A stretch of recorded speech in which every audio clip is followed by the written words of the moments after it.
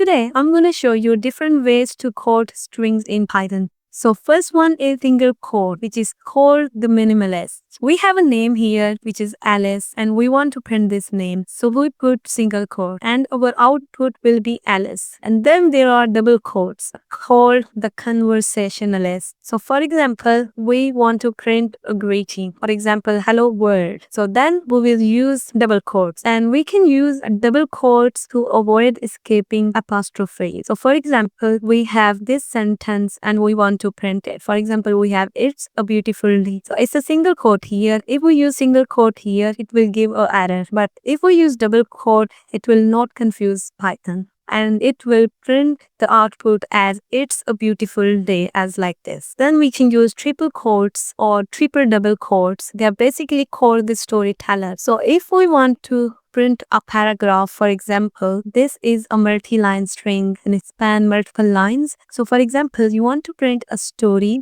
or a little short story or a paragraph, then we use triple single quotes or triple double quotes. Hopefully you understand how to code a string in Python by using 3 different types of quotes. If you like this video, let me know in the comment. Today, I'm going to show you 2 tips related to Visual Studio. When you are writing code in Visual Studio and you want to copy the line you just typed, what you do is you press Alt, Shift and down arrow. It will copy the line for you. And if you keep pressing it will copy the lines for you. One other tip is if you want to edit the 2 lines together and you want to bring the multi-cursor, what you can do is you press Alt and just do clicks. It will bring multi-cursor for you. Now you can edit all these lines together like this. Hope you like this tip. Let me know in the comments and follow for more.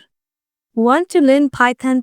Let's start with something simple but powerful. Print versus input. So today I'm going to show you a difference between print versus input. Let's learn this by understanding this code. So I said print hello world. So print is a function in Python which prints text to the screen. And then input is a function which takes the user input. So I said print hello world and then I set a variable as name and then I said take input from the user. So what's your name? And then print nice to meet you string with the name one user input. So it will print nice to meet you the username. This is a Python syntax in which we use plus sign. So we will run this code and it will run like this. Hello world. What's your name? Let's put the name here. Let's put the name here and press enter. Nice to meet you, Sarah. So it will print like this. We can make this even better. We comment out this line by pressing Ctrl// and then put this line here. So we're using f string here. So f string is basically a method put 2 strings together. So you don't need to put plus signs always. This is useful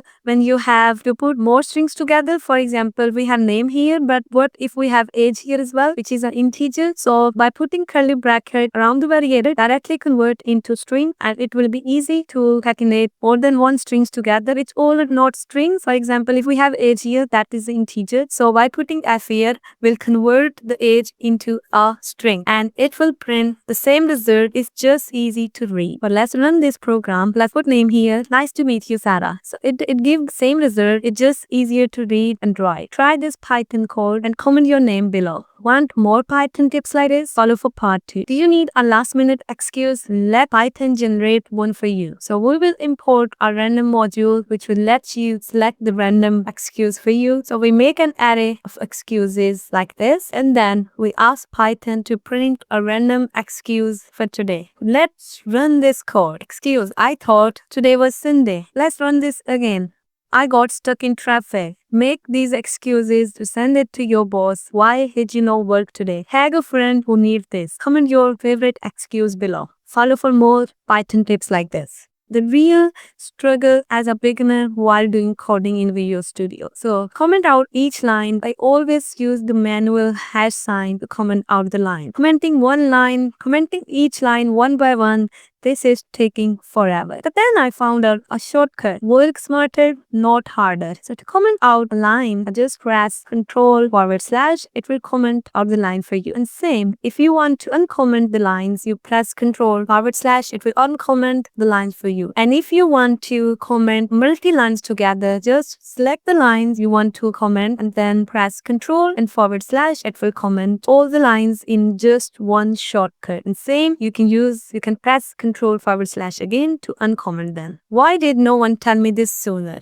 Did you know this shortcut? Did you make this mistake when you were beginner in coding? Let me know in the comments and follow for more tips like this. Did you know that you can move your code in Visual Studio just by clicking and dragging any way you want? So if I want this code here, I can just click and drag anywhere I want. So to do this, you need to select your code and just anywhere in here in the selected area, you just click and drag and you can move your code any way you want. Hopefully you liked this trick. Let me know in the comment and try this trick for yourself. Did you want to learn Python? Today, I will show you what is reverse slicing in Python. So, there are two types of indices in Python. One is forward indices and one is backward indices. We use indices to do slicing in Python. So today we're gonna try to reverse a string in Python. So for example, I have a word here, Python, and I assign a variable text to Python. And then I want a reversed text. And I will say, okay, add the original variable by using this syntax. So I put 2 colon marks and then I put -1. And then I said, okay, let's print the reverse text now. If I run this program, so it will reverse the whole string. Let's learn how it did it. So these are the indices. If you start counting from the left side, it will start from 0 and so on. But if you use the backward indices, then the counting will start from -1 and so on. And this is the reverse string Python's syntax, where we start from the start of the string and then put colon and then there is end and then you tell the step. So start the index where slicing begins. If you don't give anything, then we'll default to the start of the string. And end is the index where slicing stopped, where you want slicing to be stopped. If you don't provide any value, default will be the end of the string. And then step is the step size or how many characters you want to skip. Negative steps mean reversing.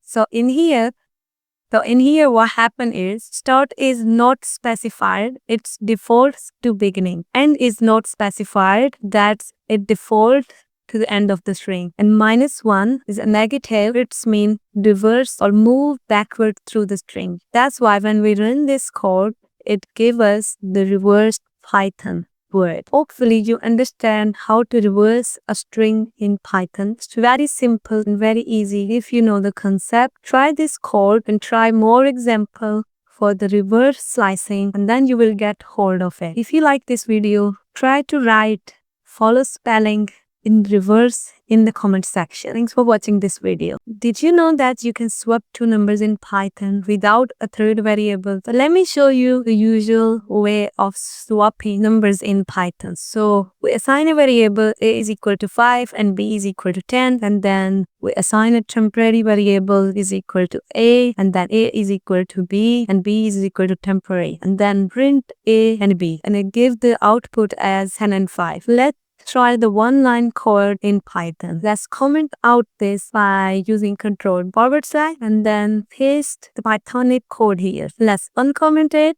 Now here we assign a variable a is equal to 5 and b is equal to 10, and then we set a and b is equal to b and a, and then print a and b. Then output will be the same as the other one. Let's try it out. Gives 10 and 5. The previous one, it gave 10 and 5. By using one-line code in Python, make a code more efficient and easy to read and quick. Try this out and let me know in the comment if you like this video. Indices work like magic in Python. But do you know what indices are? Let's learn about indices in Python and how do they work in Python. So there are two types of indices. One is forward indices and the other one is backward indices. So for example, we have this word Python, and if you're starting from left side, start counting from left side, it will start as like this: 0, 1, 2, 3, 4 and 5. But if you're using backward indices and you count from the backward side, that means right side, then it will start like this: -1, -2, -3, -4, -5 and -6. And they are very useful when